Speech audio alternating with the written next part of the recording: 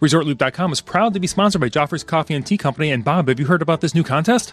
I have. This is one of the greatest things I think that Joffrey's is doing. It's the Flavor Originator Journey, where you get to pick the flavors. Right. This thing's fantastic. They've already narrowed down the flavors. Now they're looking for a name. What flavors do they have? The flavors are going to be the Roast Master. We know him, Mr. Chris DeMezzo. They've selected chocolate and glazed donut for the new flavor ingredients. So all you need to do, go to ResortLoop.com/Joffrey's contest, and it'll take you right to the form you need to enter. And get this, Bob. Have you seen this? You see what the 5 random participants are going to get? I did. They're going to receive a very sweet deal or reward, I should say, as Joffrey says, a free bag of Joffrey's coffee every month for a year. Sweet. You can't beat that. Everybody just go to ResortLoop.com/Joffrey's contest. Please stand clear of the doors. Por favor, manténganse alejado de las puertas. To our new passengers, aloha and welcome aboard.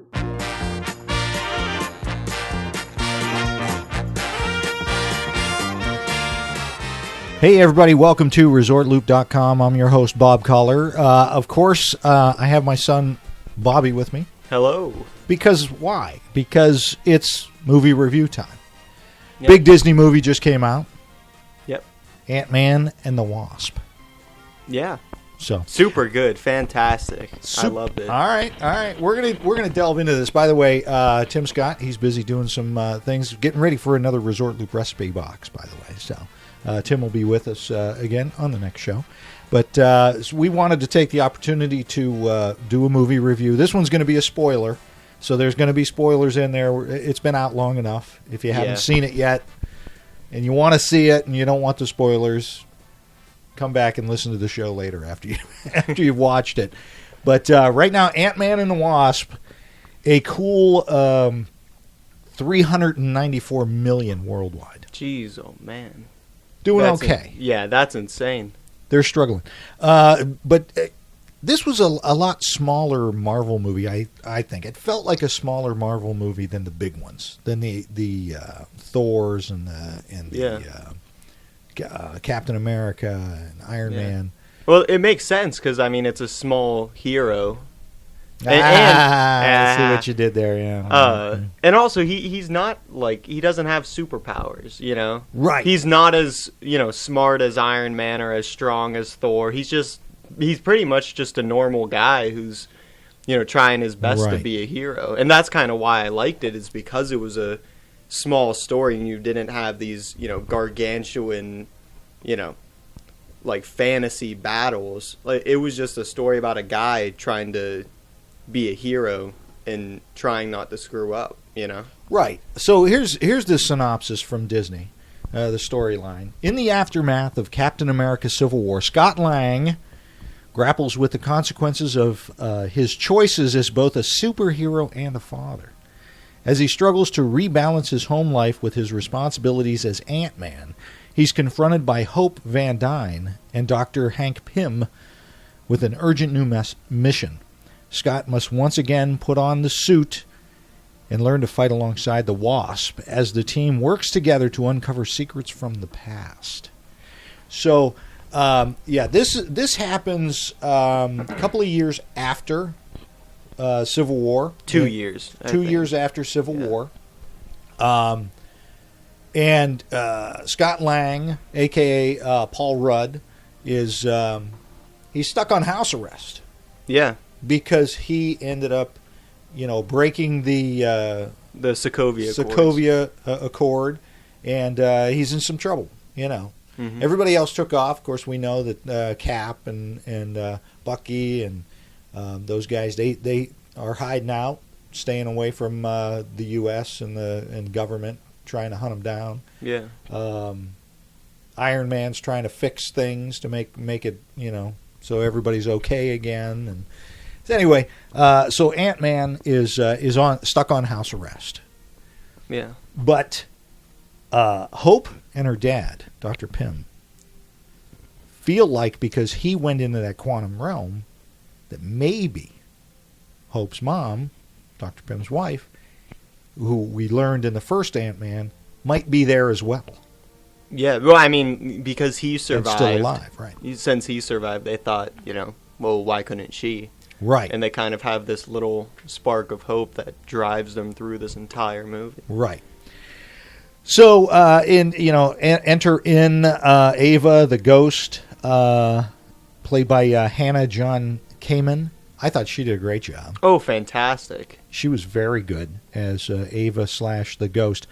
I liked her. She was a bad guy. We talked about this before. She was a bad guy, but she wasn't over-the-top bad guy. Yeah. Yeah, she was more like...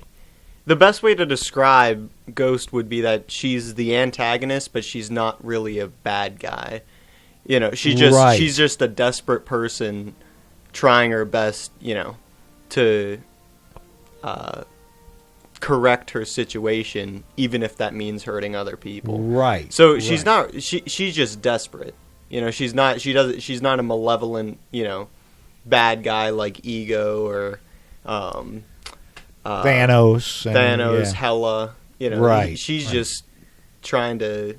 She's struggling. So she needs what they have in order to heal herself, I guess. Yeah, the energy from the quantum realm, has healing properties. So again, I got to say, when you watch this film, of course, we all saw the last time with Michael Douglas as Dr. Pym, the young Michael Douglas, fantastic job making him young. And then you've got his wife, who's played by Michelle Pfeiffer, and she looks even better than Michael Douglas looked in the first one. Was that the aging? Was that through CGI or was that through makeup? I think a little bit of both. A little bit of both, because it is just, it's so good. I want them to use it on me. I would really. Is there any way that we could do this as I just walking around, that I could have that happen? But what a great, and they even did it with Lawrence Fishburne. They took him back and made him young as well. Yeah, he looked like the way he did in Matrix. Yeah, like it was that good that he looked. The beginnings of the early Matrix, right? Yeah. Right. So fantastic. I gotta say, though, the storyline could have been developed a little bit better, I think. I liked what they were doing. They were going to try and go back and get Michelle Pfeiffer, Hope's mom. I like the ghost idea, but they didn't develop that enough. I didn't think. It didn't feel like the characters were developed enough. I would have liked to have seen more of that. Yeah. I personally didn't really have a problem with the characters because Scott Lang has been developed, enough throughout Ant-Man, Civil War, and now this movie. Hope and Pym, we know from the first Ant-Man. I can kind of agree with you with Ghost. It seems like her story was like, it was quickly, it was kind of shoehorned in. Like it was just quickly explained, and then they kind of were like, all right, now you have to believe this. Right. There was no like development where it builds up why she's doing it. She just like, this is why I'm doing it. Right. And we're just gonna roll with this now. It was very sudden, and it was kind of abrasive. Yeah. Yeah. And then how it ends with her and Hope's mom. Kind of odd. Kind of just, okay, let's wrap this all up in a bow, because we've already put in our 2 hours of comedy with Paul Rudd and Michael Pena and the guys. I will say, and then they also had Walton Goggins, who plays Sonny Birch, the bad guy, the weapons, the black arms dealer, or whatever you want to call it, black market dealer. Yeah, he actually reminded me of Hammer from the second Iron Man. Oh yeah, that very close resemblance. Yeah. He did a good job, but again, I worry sometimes because we've seen this. We watched the other side. The DC, the dark side as well. And I'm old school, so I know the old like Batman and Robin ones from back in the day with Oh, so all of them. Michael Keaton and I can't remember his names off the top of my head. But anyway, a lot of times the DC, they threw in too many villains. Yeah. Too many villains. And you got to be careful of that. I don't want Disney to start throwing in all these different villains so that it becomes a little confused as to, well, who's fighting who and who's against who's for who, you know. I don't think they did that in this case, but I started to get a little bit nervous about it. Yeah, especially since he's an undeveloped character. Like, really only Ant-Man and the Wasp fans or, like, really deep Marvel fans would know who that is. If it was, like, a major character, then, you know, you could kind of give him a hall pass on that one. But I like it because he's going to be... I think he's coming back. I think we'll see more of him. Here's my favorite part. My favorite part of the Ant-Man movies has become Michael Pena, who plays Louise, explaining a story. Yeah. Where they do the flashbacks and they put his voice over top of the other actors. And it is one of the funniest parts of the Ant-Man series. Yeah, it's really well done, too. The voice dubbing is, like, perfect. And perfect. I don't even know how, like, Paul Rudd, for example, would be able to replicate his, like, speaking style. It's and his mannerisms. They even do the mannerisms where his head's going back and forth like Michael Pena would do. Yeah. I'm a huge Michael Pena fan. I think he's one of the greatest character actors of our time, and he's in everything, it seems like, anymore, in such a range. You and I just watched 12 Strong. Yeah. About the soldiers on a horseback, and he was in that. Completely different character, completely believable. What a great actor! Yeah, a side character too, but he was still killing the role. Oh, absolutely, absolutely. Yeah. I would love to see. You tell me. I would love to see a spinoff of the three guys that help Scott Lang Ant-Man, that are in business with him now. They're running a security firm. I want to see Louise and let's see, it's Louise and Dave and Kurt. Those three guys, the three guys. Because I think they could have it doesn't even have to, we could do a Pixar short. Yeah, like a 10-minute short about just those three. That would be fun. It would be so much fun at the beginning of the movies. Please, Disney, let's get that, Marvel, let's get that done, because those guys are hilarious. I think without them, it's just an okay movie. Mm-hmm. I really think so. I think without Michael Pena, it's just an okay movie. You throw his character in there, it's fantastic, and the other guys. I think it's a lot of fun. A lot of fun. Yeah. So, kind of some scary parts for kids, I think, maybe with Ghost, yes? I don't really think so. I mean, not any more scary than, like, the Green Goblin in the Tobey Maguire. Yeah, that scared me. I didn't really... When he was talking to him he was talking to himself when he was inside of his that seemed mansion. That was scary, a little that was a little it's nothing that kids couldn't handle, though. I think. I suppose it's not over the top as far as any type of scare or overly violent. It's action adventure, superhero violence. It's nothing it's not Man of Steel. No, it's not dark at all. This movie is not dark at all. No, I kind of thought that it had a tone similar to Solo, that kind of like joking, banterish kind of humor in it. Yeah. I don't know why I made that connection. It just seems like those two movies have the same kind of humor. Right. No, I agree. And special shout out, honorable mention, I got to say, to Randall Park, who plays the FBI agent Jimmy Woo.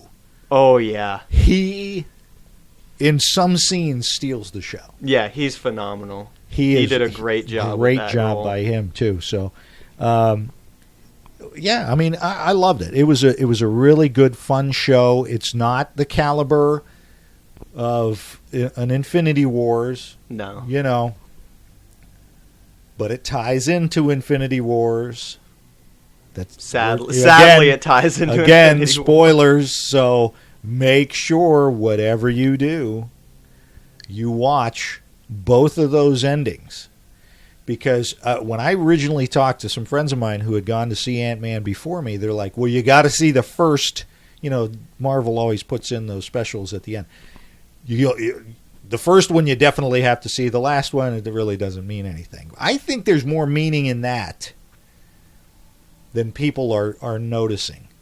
With the very last one with the ant on the drums, if you really watch that and think about what is going on, there's a lot in that. Yeah. At the very end. So, well, what do you think that means? We're not going to delve into all of that. Let everybody else decide, what that means to them. I think there's going to be a lot more meaning in that than what we know, because there's a lot going on there. It doesn't seem like there's a lot going on there, but there's a lot going on there. So check that out. Check out both of those, of course, end credit scenes that are fantastic. Marvel's got us hooked now.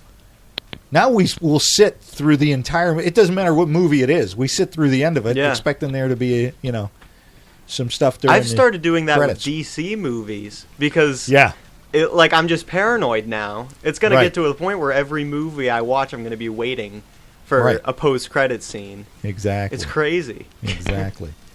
So 2 thumbs up for Ant-Man. Yeah, I mean, I would give it like a 7 out of 10. It wasn't the best, or maybe like 6 out of 10. It wasn't the best Marvel movie I've seen, but I don't know. It was better than the first Thor. So, not to throw shade at the first Thor, but I'm going to say better than, maybe even better than the second Thor. You know what? We're going to have to do a show where we rank all of the Marvel movies. We'll just rank them. Oh, definitely. And you and I, we'll decide what ranking all of the movies are. There's so many of them now. It's going to take us a little while to compile that kind of list. Yeah. But personally, my number one's got to be Infinity War, for sure. And see, that's the problem. That's the problem that now Disney and Marvel and Star Wars and everybody's running into is, how do you top that? It was just, Infinity Wars was just so emotional. It was so powerful. It was a culmination of all of those, the time we had spent watching all of those movies. It was Shakespearean. It was an epic. All together. It was an epic. It brought everything, full circle and just left us hanging. Yeah. So everybody's just so geared up. I am anyway. So geared up waiting for the next Infinity Wars. Everything else seems mediocre compared to it. Solo, I don't think Solo got the credit that it deserved because it came right on the heels of Infinity Wars. We already talked about that. Yeah. So. Well, maybe Ant-Man and the Wasp is better than we think. What if we saw Ant-Man and the Wasp, and never saw Infinity War? Do you think that it would be better in our eyes? Absolutely. I think it's a really good movie. I think it's a very fun movie. I think kids will enjoy it because his daughter plays a very prominent role in the film. Yeah. I like that aspect of it. I like the fact that the family's coming together. There's not that turmoil with the family anymore. So I like that. But it's going to be interesting to see how, after that end credit scene, where do we go from here? Yeah, and that end credit scene answers so many questions leading to Infinity or about Infinity War. It answers some, but then it leaves so many more open. Because now you're going, all right, where do we go from here? I'm getting stressed out thinking of it. Well, since you're stressed out, then we'll wrap this up. Any final words on Ant-Man? I think you've said everything that we need to say. It's a great movie for kids. They're going to love it. Don't go in expecting an Infinity War-sized it's a fun action movie. Yeah, it's a fun movie. It's a fun movie. It's a little bit similar to your Thor Ragnarok, where there's a lot more comedy and it's a lot more lighthearted than than definitely Infinity Wars and Civil War and some of the other Marvel movies. Yeah, Ant-Man and the Wasp definitely doesn't tackle any big, big issues in the Marvel universe. Yeah. And Paul Rudd still is Paul Rudd, and which is great. And again, Michael Pena, I can't say enough about that guy. I just think he's a phenomenal actor. So he is. He's fantastic. All right, well, Bobby, thanks again for joining me on the movie review. You're welcome. And everybody, you guys know where to find us on social media. And as Tim says, you've been listening to the Gateway to the Magic. See you, everybody.